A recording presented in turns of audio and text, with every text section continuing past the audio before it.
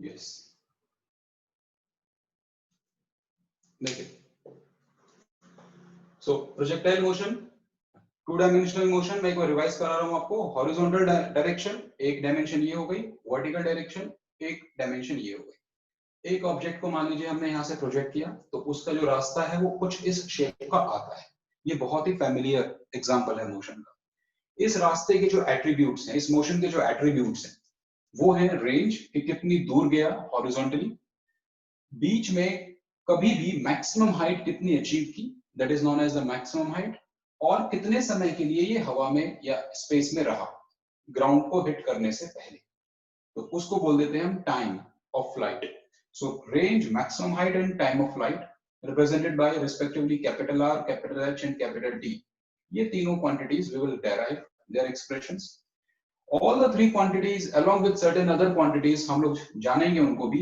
All of these are dependent on only two parameters. One is the speed of projection and another is the angle of projection. If we do know the values of these two parameters, we can derive anything related to this kind of motion. Okay. Now we talk about the trajectory. Trajectory refers to the path followed. What is the shape of the path followed? If there were no gravity, then the projected projectile would have been traveling forever along a straight line. So इस case में हमने बोला कि trajectory would have been a straight line, and in this case अगर gravity है तो फिर straight line नहीं होता है, the particle comes back to the earth after some interval of time. तो ये जो trajectory है, it is not a straight line, rather it is a curve. Now there are multiple possibilities with curve. Curve में भी circular, it में भी parabolic, hyperbolic, elliptical, बहुत सारे वेरिएशंस हैं. You will come to know in your maths classes. फिलहाल ये वाला कर्व कौन सा है, ये हम इसी टॉपिक के अंदर पढ़ लेंगे. ठीक है, पैराबोलिक करके ये कर्व आएगा, we will prove it. How can we say कि ये पैराबोलिक है, we will also know it, come to know. ठीक है, किसी को बाय दिस टाइम किसी को भी डाउट नहीं है?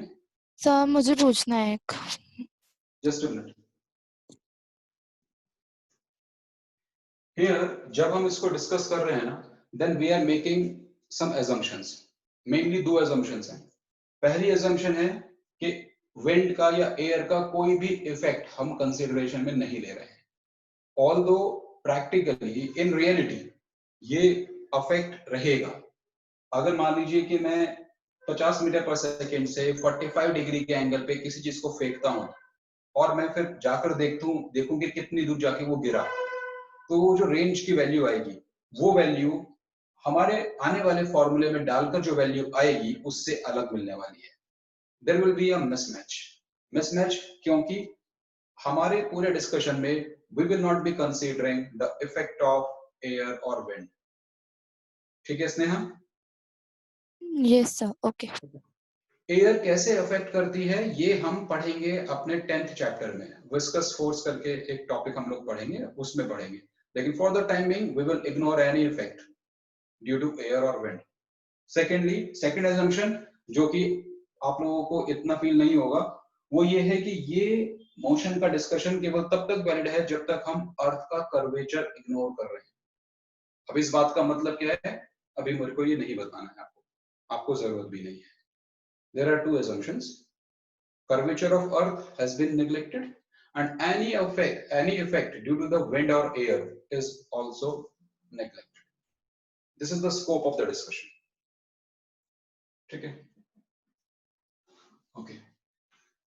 Now suppose करिए ये straight line वाला मैं केस एक बार डिस्कस करता हूं आपसे. मान लीजिए कि शुरुआत में हमने अपने प्रोजेक्टाइल जैसे कि मैंने बताया, it is simply an object which has been thrown. तो मान लीजिए शुरुआत में हमने अपने ऑब्जेक्ट को एक स्पीड दी u. ठीक है, u की कुछ न्यूमेरिकल वैल्यू भी हम ले सकते हैं. सपोज करो मैं ले लेता हूं, let this B 25 metre per second. और जो एंगल ऑफ प्रोजेक्शन था, angle of projection vertical line से भी दिया जा सकता है और हॉरिजॉन्टल से भी, तो उससे लॉजिकली कोई फर्क नहीं पड़ने वाला. जैसे आप यहाँ पे अप्रोच करोगे वैसे ही वहां पे अप्रोच कर लोगे, बट इन जनरल हॉरिजॉन्टल के साथ मेंशन किया जाता है. If it is not mention in the question कि ये एंगल किस एक्सिस से लिया गया है, तब आपको डिफॉल्ट रेफरेंस हॉरिजॉन्टल एक्सिस लेना है. तो सपोज कीजिए कि ये एंगल है थीटा. ठीक है, and for the time being जो थीटा की वैल्यू है, u की value for the time being मैं लेके चल रहा हूँ 25 मीटर पर सेकेंड, और थीटा की value for the time being suppose कीजिए मैं लेके चल रहा हूं 37 डिग्री, ठीक है, ये सिर्फ समझने के लिए है ये वैल्यूज। तो आप ये बताइए कि ये जो इनिशियल वेलोसिटी हमने दी, ये पूरी तरीके से ना तो एक्स एक्सिस के अलोंग है, ना पूरी तरीके से वाई एक्सिस के अलोंग है, तो फिर क्या हम इसके कंपोनेंट्स कर सकते हैं?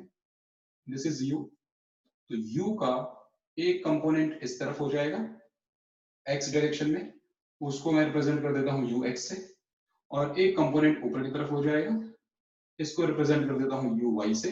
हम लोगों ने रिजोल्यूशन ऑफ वेक्टर पढ़ा है, उसके हिसाब से ux कितना हो जाएगा?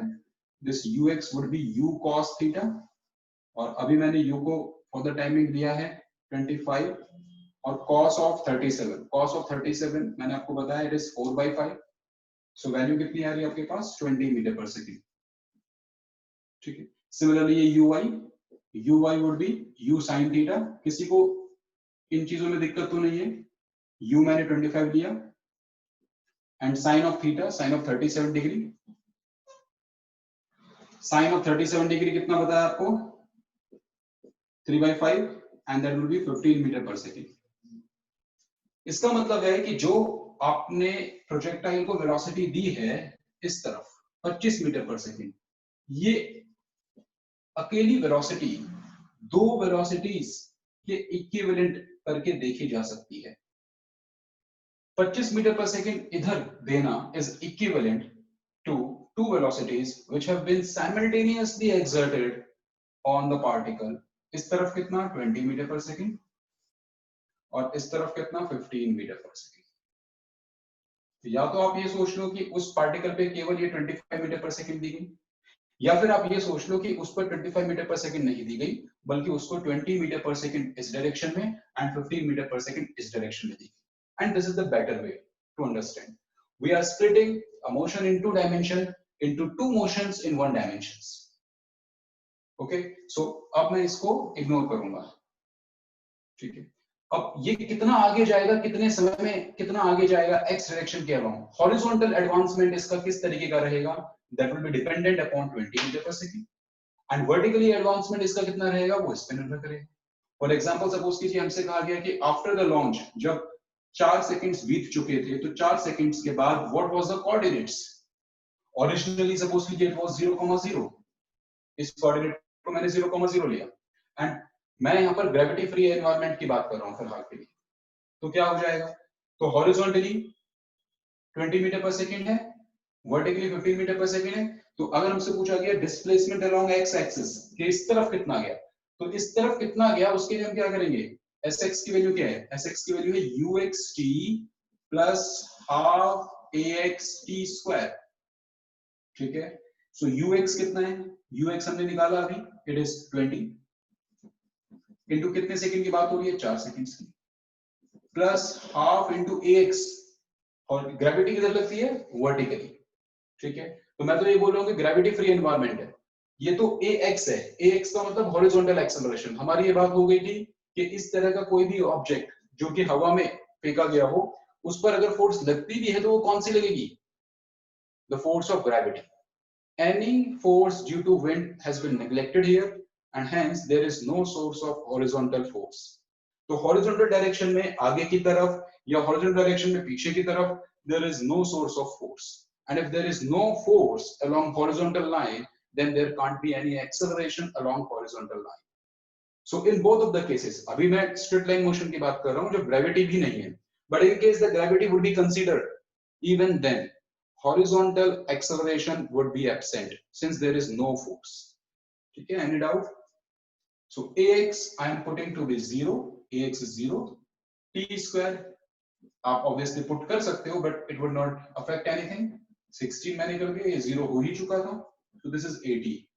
so हमको पता लग गया 80 मीटर्स वो आगे चला जाएगा अपनी ओरिजिनल लोकेशन से। ओरिजिनल लोकेशन वाज 0,0, 80 मीटर आगे गया।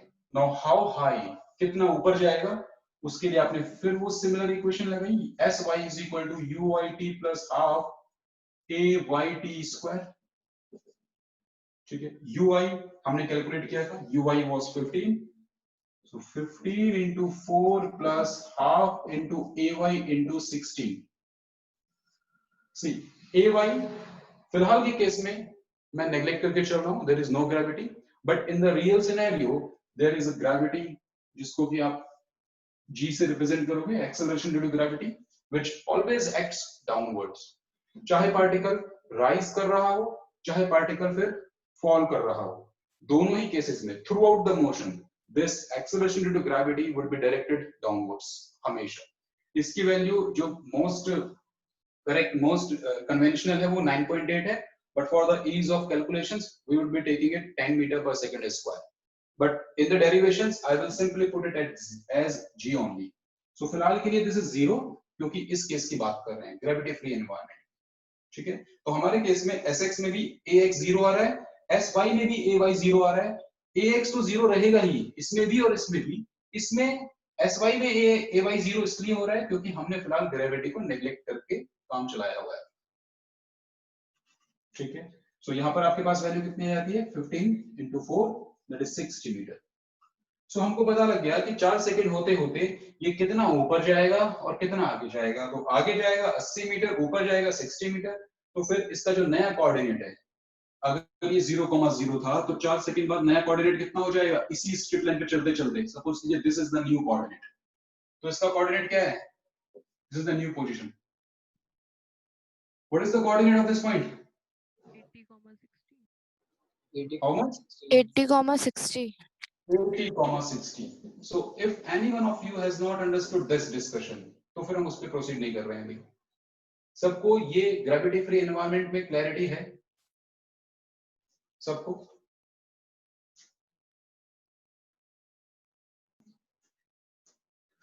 ठीक है, तो अब हम अपने डिस्कशन को इस पे लेके चलते हैं।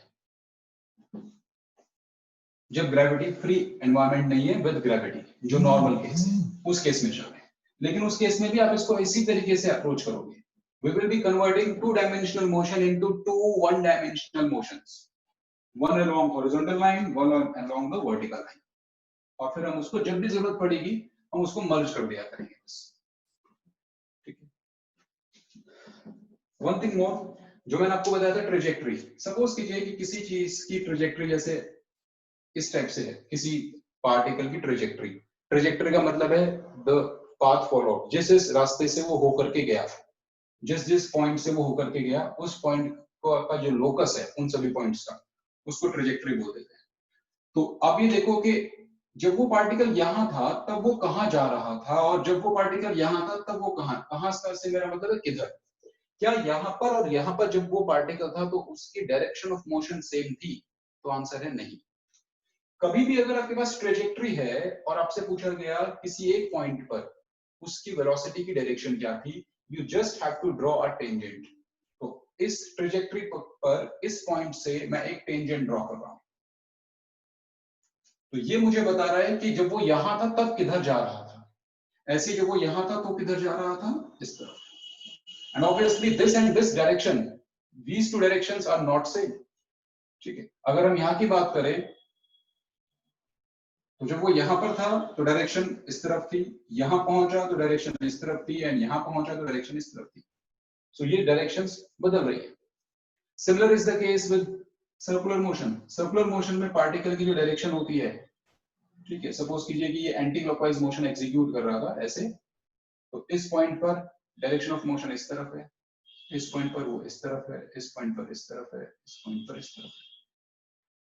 सो जब भी कभी भी आपको डायरेक्शन ऑफ मोशन निकालनी हो गिवन द ट्रेजेक्टरी, तो आपको सिंपली उस पर टेंजेंट खींच देना है।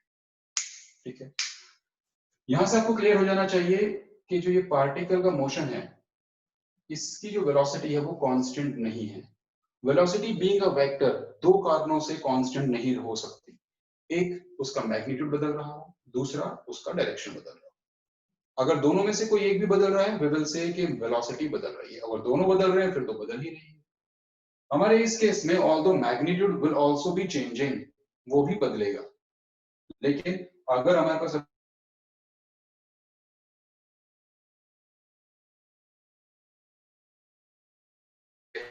कि इसकी जो डायरेक्शन है एटलीस्ट वो तो लगातार बदल ही रही है। ओके, सो किसी भी पॉइंट पर अगर हमको डायरेक्शन ऑफ वेलोसिटी चाहिए, you just draw a tangent at that point. तो अगर हमसे पूछा गया what is the initial velocity, initial मतलब particle, where was the particle at the beginning of the motion, it was here, और ये trajectory है, इसका मतलब आपने जो वेलोसिटी दी थी उसको, वो इस तरफ कहीं पर दी। I have drawn a tangent, मैंने एक टेंजेंट ड्रॉ किया बिल्कुल यहां पर, ठीक है, दिस इज द डायरेक्शन जिसमें कि मैंने बॉल को फेंका था। लेटर ऑन उसने अपनी डायरेक्शन बदली, क्यों बदली? Because there was some external force acting on it, which was the force? Force of gravitation. किस तरफ लग रही थी? डाउनवर्ड। तो दिस इज यू, ये वाला, and this is the angle of projection. Now जैसे कि हमने पहले किया था वैसे ही बताइए, ये जो वेलोसिटी आपने भेजी है, जिस तरह इसको पार्टिकल को भेजा, उसके पास दो कंपोनेंट्स हैं, एक हॉरिजॉन्टल और एक vertical. How much is the horizontal component? ये कितना है, कितना हो जाएगा ये? इसको मैं लिख रहा हूं ux। How much is the horizontal component? Anybody, जल्दी बोलो।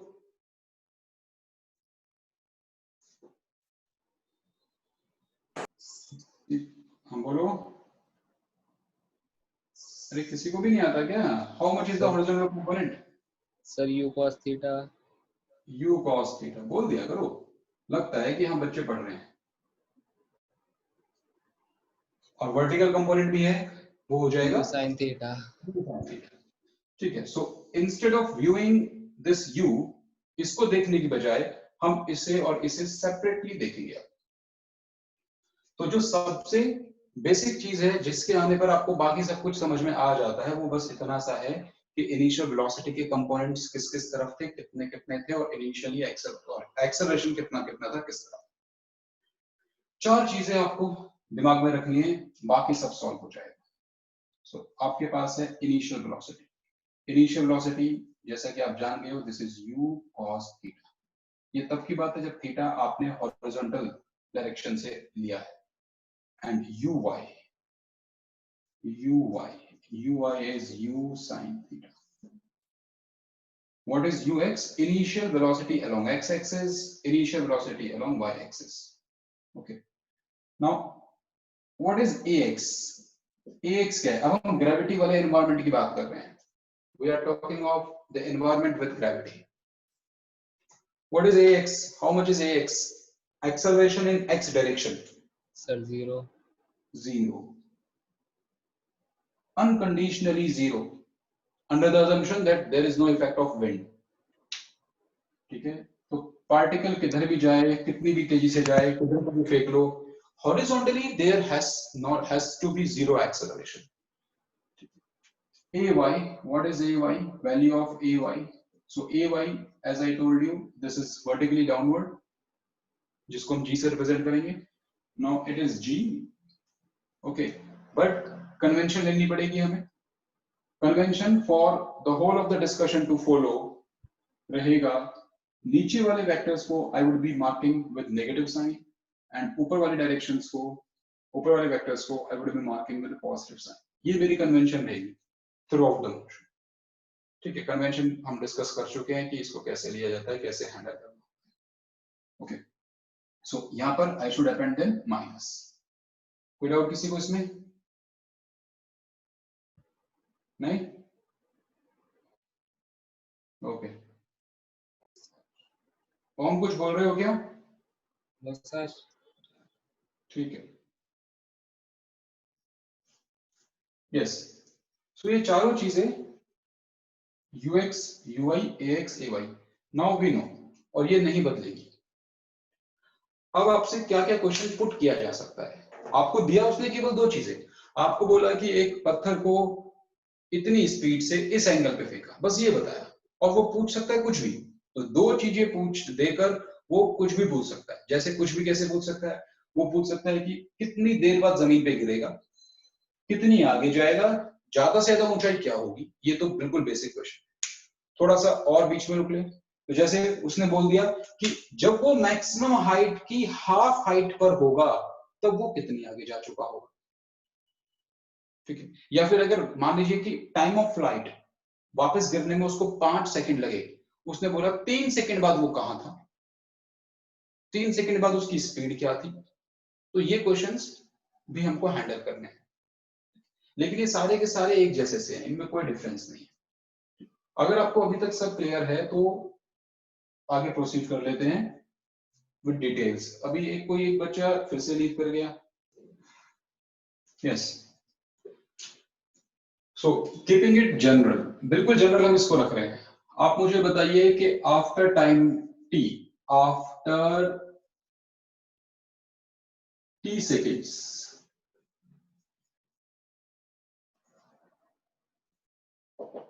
टी सेकेंड्स के बाद हमसे पूछा गया वेलोसिटी कितनी है।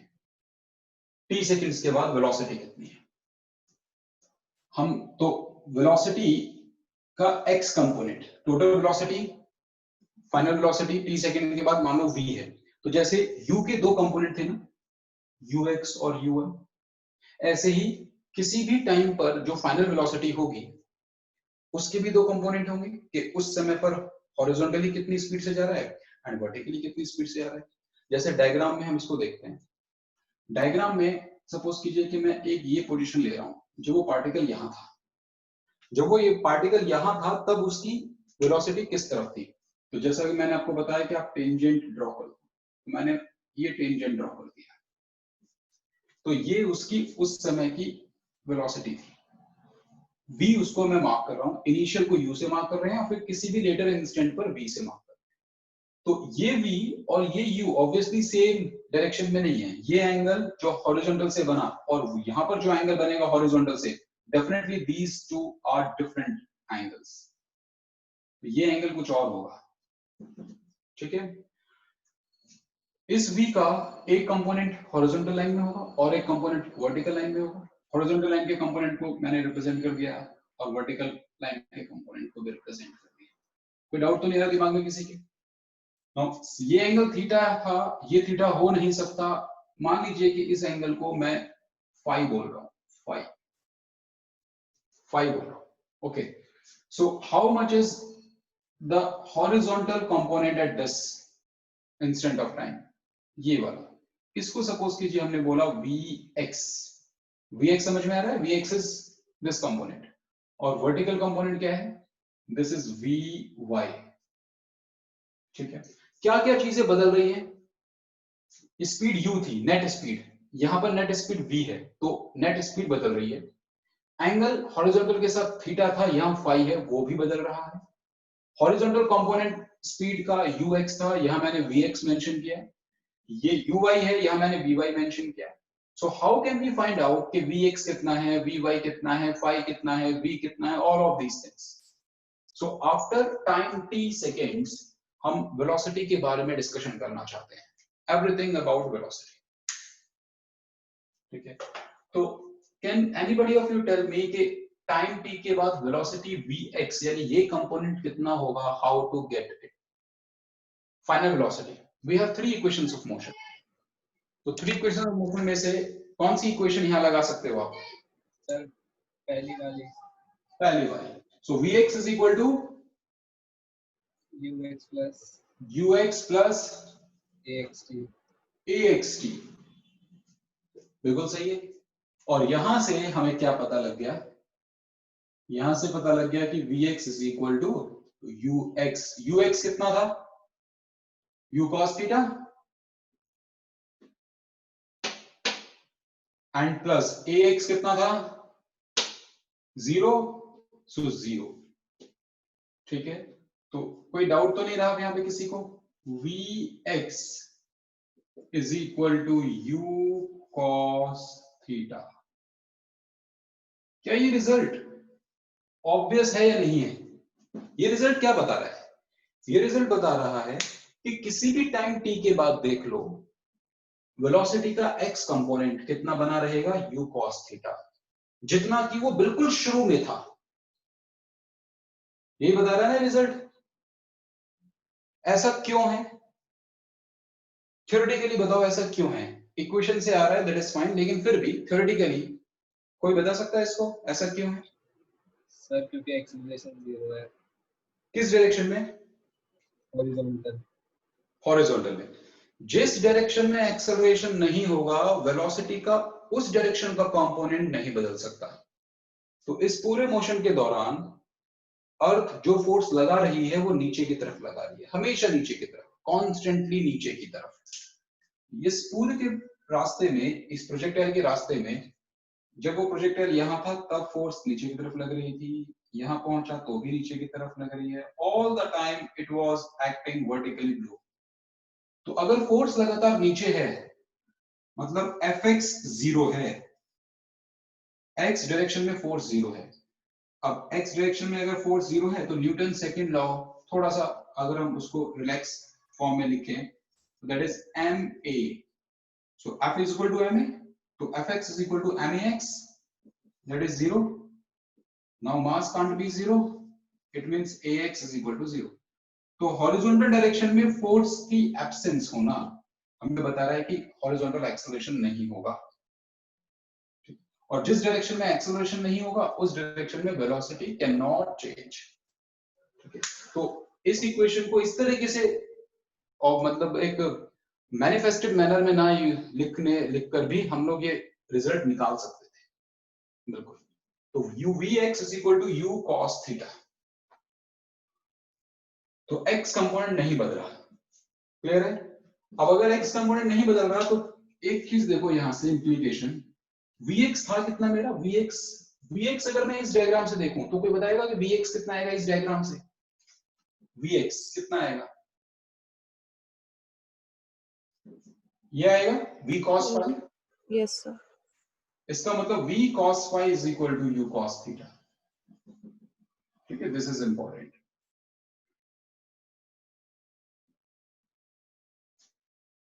Okay, now regarding velocity in y direction, so similarly approaching, this is uy plus ay into t. This time acceleration is non-zero, so this is u sin theta plus ay. ay g के बराबर है, convention के हिसाब से negative ले लिया, इसलिए minus g। ठीक है, सो यहां से आपके पास vy आ रहा है u sin theta minus gt। अब इस फॉर्मूले के हिसाब से बताइए कि क्या vy बदल रहा है कि नहीं बदल रहा? vy एक वेरिएबल है कि नहीं है? vy कांस्टेंट वैल्यू है कि वेरिएबल वैल्यू है? जल्दी, एनीबॉडी? Sir variable. वेरिएबल है, and it is variable with respect to which of the with respect to which of the parameter? Acceleration. Most strong parameter, that is time. जैसे जैसे time बीतेगा वैसे वैसे velocity का ये y component change होता चला जाएगा। ठीक है, बिल्कुल सही बता रहे हो। यहाँ पर किसी को अगर इस आर्गुमेंट में कोई प्रॉब्लम है कि ये वेरिएबल है तो वो पूछ ले। किसी को डाउट है? No, sir. एक बात और बताइए कि this is variable. Now variation mainly दो तरीके का हो सकता है, इधर इट इज इंक्रीजिंग और decreasing eight one instant of time. तो ये क्या हो रहा है, इंक्रीजिंग है कि डिक्रीजिंग है? vy आपको रिलेशन से कैसा लग रहा है? Sir, decrease हो रहा है। डिक्रीज हो रहा है हर्ष? कैसे कह रहे हैं लेकिन हम डिक्रीज हो रहा है? क्योंकि ये जो टर्म है, देखो इसका जो पहला टर्म है ना u sin theta, this term, ये टर्म तो कांस्टेंट है कि नहीं? Yes, sir. ये वाला टर्म तो कांस्टेंट है, इसमें तो टाइम है ही। और जो दूसरा टर्म है gt, ये वेरिएबल है, और जो वेरिएबल टर्म है वो बढ़ रहा है। जैसे जैसे टाइम बढ़ेगा gt इसकी वैल्यू बढ़ेगी। सो आप कांस्टेंट चीज में से एक वेरिएबल माइनस कर रहे हो और वो माइनस होने वाला वेरिएबल न्यूमेरिकली बढ़ता चला जा रहा है, इसलिए ओवरऑल वैल्यू क्या हो जाएगी? डिक्रीज होती चली जाएगी। हेलो, हो जाएगी। अच्छा ये बताओ, अगर कभी एक वेलोसिटी वेक्टर ये बनाया गया और फिर एक वेलोसिटी वेक्टर ये बनाया गया और फिर एक वेलोसिटी वेक्टर ये बनाया गया, तो इन तीन वेलोसिटी वेक्टर्स में क्या सिमिलरिटी है और क्या डिफरेंस है? सर डायरेक्शन सेम है। डायरेक्शन सेम है और मैग्नीट्यूड डिफरेंट होगा। डिफरेंट है, और अगर हम इस तरफ जा रहे हैं तो मतलब कम हो रहा है, यहाँ के मुकाबले इसमें कम था फिर और कम था, ऐसे ही हो रहा है। Yes, sir. इस चीज को यहाँ पे ऑब्जर्व करो सर, यहाँ पर वेलोसिटी वेक्टर का टोटल वेलोसिटी का जो y कंपोनेंट था वो मैंने यहां से यहां बनाया इतना बड़ा, फिर यहां पर आते आते ये छोटा सा रह गया, ठीक है। हाईएस्ट पॉइंट पर देखो यार, हाईएस्ट पॉइंट पर अगर कोई पूछता है कि वेलोसिटी किस तरफ है तो क्या टेंजेंट इस तरफ आ जाएगा कि नहीं आ जाएगा? Yes, sir. बोलो। और अगर हाईएस्ट पॉइंट पर टोटल वेलोसिटी इस तरफ आ गई तो फिर इसका y कंपोनेंट है या नहीं है इसके पास? अगर किसी चीज की वेलोसिटी हॉरिजॉन्टल हो तो इसका y कंपोनेंट कितना है? y कंपोनेंट इस तरफ कितना कंपोनेंट है? ये थीटा इस बार कितना बन जाएगा? 90 बन जाएगा। अगर ये मान लो v है तो इस डायरेक्शन में इसका कंपोनेंट कितना हो जाएगा? v cos 90 and v cos 90 zero हो गया। सिंपल सी बात है ना, अगर एक ऑब्जेक्ट हॉरिजॉन्टली मूव कर रहा है, एक कार सड़क पे मूव कर रही है तो हवा में ऊपर की तरफ कितनी स्पीड से जा रही है? जीरो है कि नहीं? ठीक है, मैं बस इतना आपको बोलना चाह रहा हूं कि at the highest point of its trajectory the velocity vector will become completely horizontal and hence it will not have any vertical component at this moment of time. तो जो वर्टिकल कंपोनेंट था वो पहले इतना बड़ा था शुरुआत में, फिर वो बीच में कहीं पे अगर मैं बनाता तो वो इससे छोटा आता, यहाँ पहुंचते पहुंचते वो और छोटा हो गया और यहाँ पहुंचते पहुंचते गायब ही हो गया। और वो बातें यहाँ से भी क्लियर थी कि वी वाई कम होता चला जाएगा, कम होता चला जा रहा है क्योंकि ये पहले बड़ा था। ये वैल्यू पहले कितनी थी? शुरू में ही कितनी थी? जब t जीरो था तो ये जीरो था, जीरो, ये सबसे बड़ा था। फिर कुछ कुछ माइनस होने लग गया, ये वैल्यू कम होने लगी। एक पॉइंट पर आते आते ये बढ़ते बढ़ते इसके बराबर ही हो गया, मतलब u cos थीटा किसके बराबर हो गया? gt के। एक्चुअली gt किसके बराबर हो गया? u cos theta. उस मोमेंट ऑफ टाइम पे कितना हो जाएगा? जल्दी बताओ। जीरो हो जाएगा भाई। Yes sir. बढ़ते बढ़ते इतना बड़ा हो गया कि gt की वैल्यू u sin थीटा के बराबर हो जाएगी तो ये जीरो हो जाएगा। ठीक है, तो ऐसे होते होते सपोज कीजिए वर्टिकल कंपोनेंट इसका खत्म ही हो गया, ये यहां पर मैंने खत्म कर दिया इसको, ये जीरो। उसके बाद क्या होगा? क्या टाइम रुक गया? इस मोमेंट पे ये वाली पोजीशन आ गई है जब वर्टिकल कंपोनेंट नहीं है। और देखो हॉरिजॉन्टल हम पहले प्रूफ कर चुके हैं कि हॉरिजॉन्टल तो सेम रहता है for all time u cos theta. तो ये वाला जो कंपोनेंट है ये हर बार मुझे उतना ही लंबा बनाना चाहिए। ये बात समझ में आ रही है आपको? हॉरिजॉन्टल कंपोनेंट की लेंथ हम चेंज नहीं करेंगे, ये हर बार सेम रहना चाहिए। जितना बड़ा ये है उतना बड़ा ये है, उतना बड़ा ये है उतना बड़ा ये है, ये सारे वेक्टर्स हमें बराबर बनाने चाहिए। क्लियर है बात ये कि नहीं? Yes sir. और जिस मोमेंट ऑफ टाइम पर वर्टिकल जीरो हो गया मतलब ये, उस पर केवल हॉरिजॉन्टल है लेकिन वो भी उतना ही बड़ा रहेगा जितना कि पिछले वाले सारे हॉरिजॉन्टल थे। All of these are u cos theta. y component लगातार कम हो गया। इस मोमेंट ऑफ टाइम पर आते आते t इतना बड़ा है कि ये जीरो हो गया। What about after this instant? इसके बाद t बढ़ना बंद तो नहीं हुआ, t तो अभी भी बढ़ता चला जाएगा। ठीक है, अब t अगर और बढ़ा तो ओवरऑल ये क्वांटिटी कैसी हो जाएगी? नेगेटिव। अब ये क्वांटिटी नेगेटिव हो जाएगी, ये बड़ा हो गया तो ये ओवरऑल क्वांटिटी नेगेटिव हो जाएगी, यानी vy नेगेटिव आ रहा है। What is the meaning of having vy negative? Negative कोई भी चीज कब आ रही है? When it is acting in downward direction. इसका मतलब वर्टिकल कंपोनेंट दोबारा से जनरेट हो जाएगा, एक इंस्टेंट के लिए खत्म हो जाने के बाद वो दोबारा से जनरेट होगा, लेकिन किस डायरेक्शन में? नेगेटिव डायरेक्शन में। तो इस मोमेंट ऑफ टाइम के बाद जो इंस्टेंट होगी, लेट्स से दिस, इस मोमेंट ऑफ टाइम पर ux तो उतना ही रहेगा लेकिन uy मान लीजिए कुछ बन गया। फिर टाइम और बीता, ux उतना ही, uy और बड़ा हुआ। फिर टाइम और बीता, ux उतना ही, फिर uy और बड़ा हुआ। ठीक है, और फिर टाइम और बीता, सपोज कीजिए ux अगेन उतना ही, uy और उतना। बात समझ में आ रही है? तो ये और ये दोनों एनालॉगस, दोनों कोरस्पॉन्डिंग इंस्टेंट्स हैं। ये जो मैंने आखिरी बनाया है ना, ये यहाँ का बनाया है। जिस इंस्टेंट पे वो धरती पे टकराने वाला है, ग्राउंड पे टकराने वाला है, उस मोमेंट ऑफ टाइम पर उसकी जो डायरेक्शन होगी ना वो इस टाइप से होगी। टेंजेंट अगेन, टेंजेंट वाली बात तो हमेशा ही ट्रू है, ठीक है। और सिमेट्री ऑफ दिस मोशन, ये मोशन बहुत ज्यादा सिमेट्रिकल है, इस बारे में हम पहले भी बात कर चुके हैं। तो जितना एंगल इस u वेक्टर ने हॉरिजॉन्टल एक्सिस से बनाया था ऊपर की तरफ, उतना ही ये नीचे की तरफ थीटा बना देगा। और हम इसको भी प्रूफ कर लेंगे कि अगर आपने u से फेंका था तो जमीन पर गिरते समय इसकी स्पीड u ही होगी।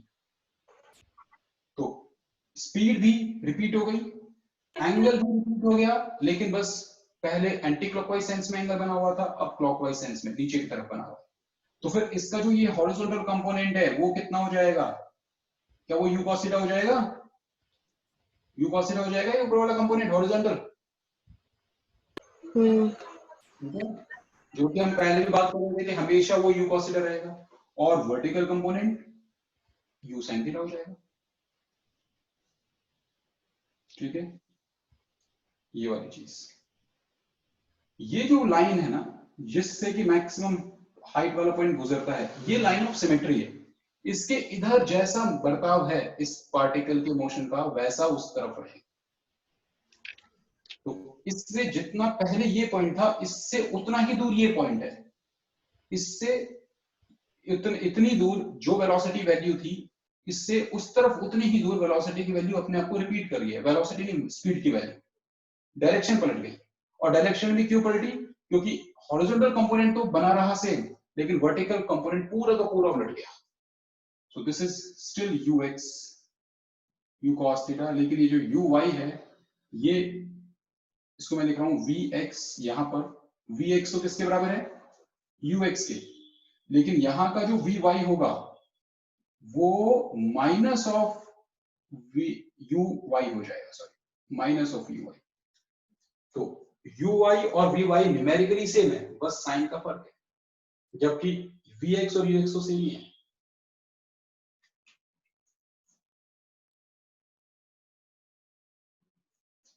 ठीक है। सो आपके पास अब vx है और vy भी है। ये जो vy है जिसकी value u sin theta minus gt है, जिस तरीके से मैंने इसको v cos phi लिखा था, ऐसे vy को क्या लिख सकते हैं? इसको क्या लिख सकते हैं हम? v sin phi लिख सकते हैं कि नहीं? ये बात समझ में आई? ठीक है। अब सपोज कीजिए कि मुझे बताना था कि एंगल कितना है। मतलब मैंने अभी बात की थी ना कि ये एंगल बदलता चला जाएगा, ये वाला एंगल कुछ था, ये एंगल कुछ है, यहां पर ये एंगल कितना बन जाएगा? 0 डिग्री, जो वो बिल्कुल हॉरिजॉन्टल हो जाएगा, ठीक है। तो मान लो वो एंगल मुझको निकालना है, तो कैसे निकाल सकते हैं? तो आप देखिए जरा, यहाँ पर आप किसी भी जगह का डायग्राम देखो, मान लीजिए कि टोटल वेलोसिटी इस तरफ है, टोटल वेलोसिटी, और उसका एक कंपोनेंट ये है जिसको आप बोल रहे हो vx, और एक कंपोनेंट ये है जिसको आप बोल रहे हो vy, और हॉरिजॉन्टल के साथ जो एंगल बन रहा है मान लीजिए वो थीटा है, ठीक है। तो क्या आपको ये बात समझ में आ रही है कि tan ऑफ, और इसको मैंने फाई बोला है, थीटा उसकी इनिशियल वैल्यू थी, फाई एक वेरिएबल है, फाई की ही इनिशियल वैल्यू थीटा थी, ठीक है। फिर फाई की ही यहां पर वैल्यू 0 हो जाती है। सो tan ऑफ फाई किसी भी समय पर क्या vy by vx हो जाएगा? ये बात समझ आ रही है? आप इस ट्रायंगल को कंप्लीट कर लो। So tan of phi will be this length upon this length. Sir एक डाउट है। vy है और ये vx है। सर एक डाउट है। हाँ पूछो। सो ये वाली बात समझ में आ रही है आपको? tan phi is equal to vy by vx। Yes sir. तो फिर vy की वैल्यू कितनी निकाली अभी हमने? vy is u sin theta minus gt upon vx u cos theta, ठीक है। तो हमें जो एंगल चाहिए था किसी भी इंस्टेंट का, वो हो गया tan inverse u sin theta minus gt upon u cos theta। तो इस फॉर्मूले की मदद से अब हम किसी भी टाइम t के बाद बता सकते हैं कि एंगल क्या था। जैसा अभी बताओ, अच्छा t की वैल्यू जब 0 थी तब ये एंगल कितना था? ये एंगल तब कितना था जब t की वैल्यू 0 थी? जल्दी बोलो, don't go with this equation. Diagram से देख के बताओ, जब t की वैल्यू 0 थी तब ये एंगल कितना था? ये एंगल कौन सा है जो वेलोसिटी वेक्टर हॉरिजॉन्टल डायरेक्शन से बना रहा है?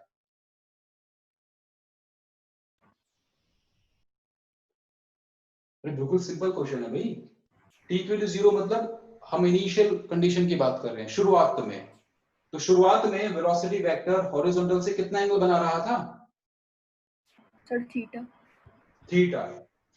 ठीक है, तो फाई की ही वैल्यू शुरुआत में कितनी थी? थीटा। क्या ये बात हमारा फॉर्मूला हमको दे रहा है? जरा देखते हैं, टी की वैल्यू 0 पुट कर दो। ठीक है, इसमें कर दो, चलो यहाँ पे कर दो। तो टी की वैल्यू 0 पुट करोगे तो ये तो खत्म हो जाएगा, u से u कट जाएगा, it will be tan theta, sorry sin theta by cos theta, ये बन गया tan थीटा।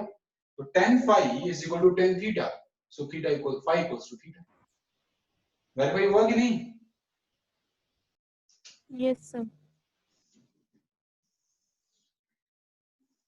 ठीक है, तो अभी तक हमने क्या किया है, after time t horizontal component कितना रहेगा वो निकाल लिया, after time t vertical component कितना रहेगा वो निकाल लिया, और आफ्टर टाइम t एंगल कितना रहेगा हॉरिजॉन्टल डायरेक्शन के साथ वेलोसिटी वेक्टर का वो भी निकाल लिया। ये तीन चीजें हमने निकाली।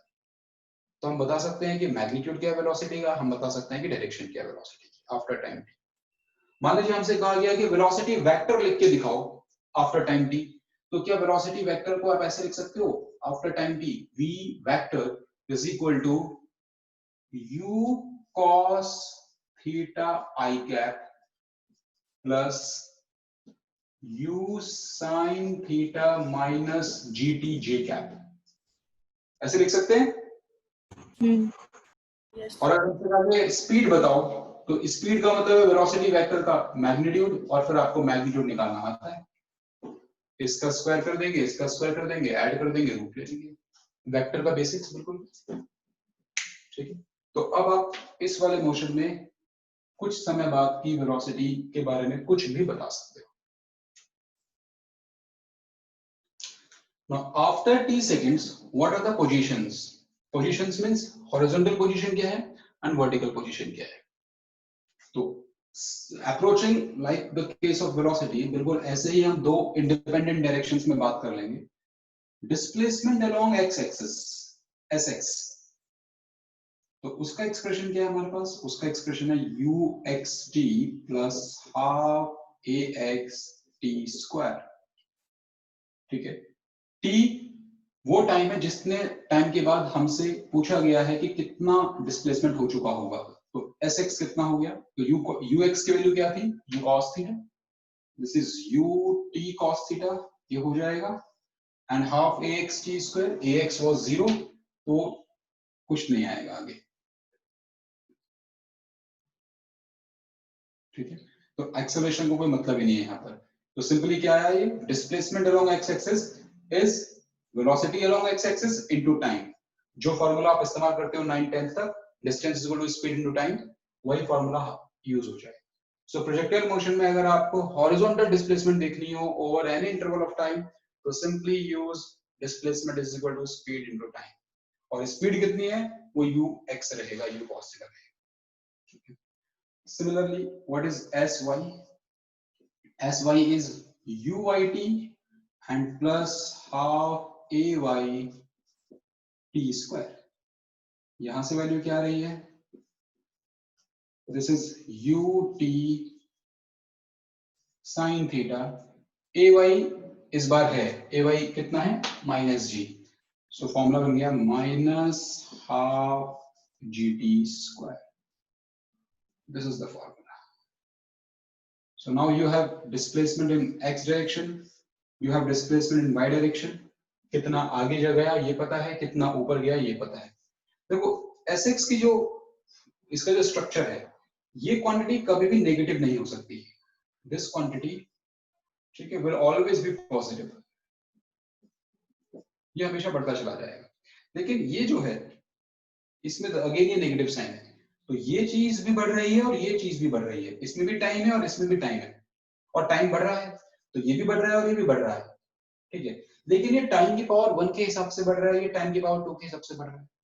तो शुरुआत में क्या होता है कि शुरुआत में ये बड़ा रहता है इसके मुकाबले, इसलिए ओवरऑल SY पॉजिटिव बना रहता है, मतलब ये पॉजिटिव है, मतलब SY बढ़ रहा है, ये ऊपर उठ रहा है। इस पॉइंट ऑफ टाइम पर ये और ये बराबर हो जाता है, सॉरी इस point of time, sorry I am wrong, कुछ देर बाद क्या होगा, इस मोमेंट ऑफ टाइम के बाद ये क्वांटिटी कम रह जाती है और ये बढ़ने लगती है, ये ज्यादा हो जाती है, इसलिए हमारा जो SY है ना कुछ देर बाद वो नेगेटिव होना शुरू हो जाएगा। बात समझ में आ रही है कुछ? मैं दोबारा से इसको इटरेट कर रहा हूँ, मेरे ख्याल से मैंने गलत वर्ड्स इस्तेमाल किए। शुरुआत में हमारा ये क्वांटिटी और ये क्वांटिटी दोनों ही टाइम की प्रेजेंस की वजह से बढ़ रही है, दोनों ही, ओके। तो इसलिए डिस्प्लेसमेंट हमारी बढ़ती चली जा रही है, यहां से यहां तक डिस्प्लेसमेंट बढ़ती चली गई, और उसके बाद इस मोमेंट ऑफ टाइम के बाद हमारी डिस्प्लेसमेंट अपने मैक्सिमम वैल्यू अचीव करने के बाद कम होने लग गई है। इसका मतलब है उस मोमेंट ऑफ टाइम के बाद ये क्वांटिटी और इस क्वांटिटी के जो बीच का डिफरेंस है वो कम हो रहा है। जितनी भी डिस्प्लेसमेंट की वैल्यू आपको चाहिए कि किसी भी इंस्टेंट ऑफ टाइम पर, वो आपको यहां से निकालनी है, ठीक है। क्या ये SY कभी नेगेटिव हो पाएगा क्या, बताओ जरा, क्या ऐसा हो पाएगा कभी भी? ये भी नहीं हो पाएगा जब तक कि आप यहां तक के मोशन की बात कर रहे हो। एक बात समझो कि डिस्प्लेसमेंट का मतलब है, SY का मतलब है कि ग्राउंड से कितना ऊपर। तो मान लो ये हाइट 100 मीटर की है, तो जब ये ऊपर पहुंच जाता है यहाँ तक तो हम कहते हैं कि 100 मीटर की डिस्प्लेसमेंट है वर्टिकल। तो जब वो वापस आता है तो 100 से 90, 80, 70, 60, 50, 40, 30, 20, 10, 0। तो जब वो यहाँ पे गिरेगा उस मोमेंट ऑफ टाइम पर दोबारा से SY कितना हो जाएगा, 0। तो ये जो क्वांटिटी है SY वो 0 से स्टार्ट होगी, मैक्सिमम हाइट तक जाएगी और बैक टू 0 हो जाएगी, ठीक है। सो सिमिलर टू दिस ये भी कभी नेगेटिव नहीं हो रहा है हमारे इस कोऑर्डिनेट सिस्टम के हिसाब से। खैर इन दोनों इक्वेशन में तो किसी को कोई डाउट नहीं है ना, कोई डाउट है No, किसी sir. को? तो अब अगर हमसे कहा गया कि नेट पोजीशन क्या है, तो इतना तो I कंपोनेंट है, इतना J कंपोनेंट है, बता देंगे कितना आगे गया कितना ऊपर है उस समय पर, ये भी बता देंगे। तो आपको किसी भी टाइम